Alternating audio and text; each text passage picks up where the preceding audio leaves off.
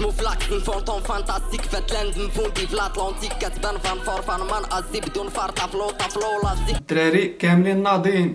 ايوا شديت المايك كندير ترابي كاع ما كنشوفهم انا رابي شفتهم ترى بلا مشيت ترابي.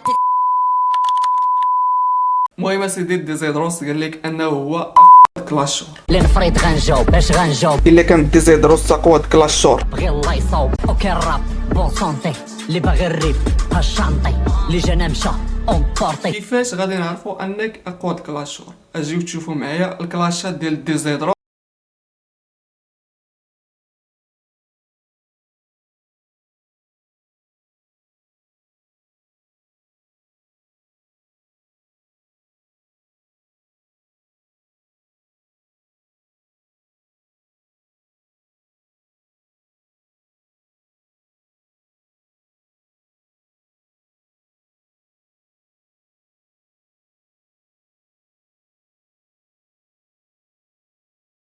قبل ما غنى وربينا نخلينا نصفر يبقى باغي تربي مغار بتوي نعرفتك بس تهتم او اي تدرك على تلعب تسهر ما تقرا كاس تدرب على تلعب تتأثر ما نقع من تجز هيك كتحط من نقطة بلش لا بحث عايزين أتمم معك ترفل لا ترجع لا تراب الناس لا تدعوا الفاتنة.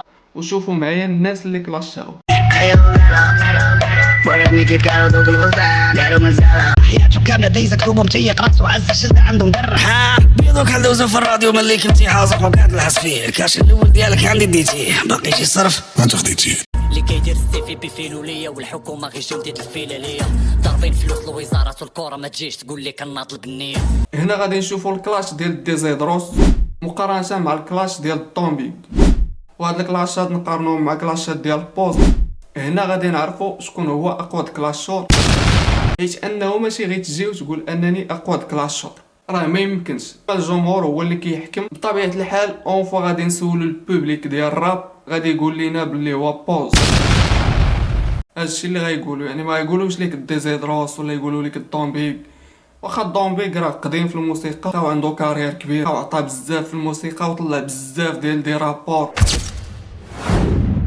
ولاو تا هما كبار دابا وداروا بلاصتهم. ولكن فاش كنهضروا على اقوى كلاشور يعني ما يمكنش لينا انه نحكموا على السنوات اللي دوزتيها في الراب ونسميوك اقوى كلاشور. راه واخا دوز 100 عام وانت كترابي راه تقدر ما تكونش اقوى كلاشور، يقدر يجي واحد البارح ويفاليديك.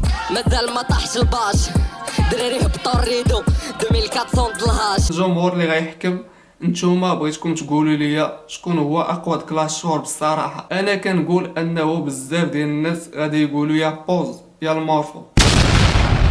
الدراري كما العاده تفرجوا في الفيديو حتى الاخر، الا عجبكم بارطاجيوه مع صحابكم وديروا واحد لايك وسبسكرايب وفعلوا الجرس باش يوصلكم الجديد.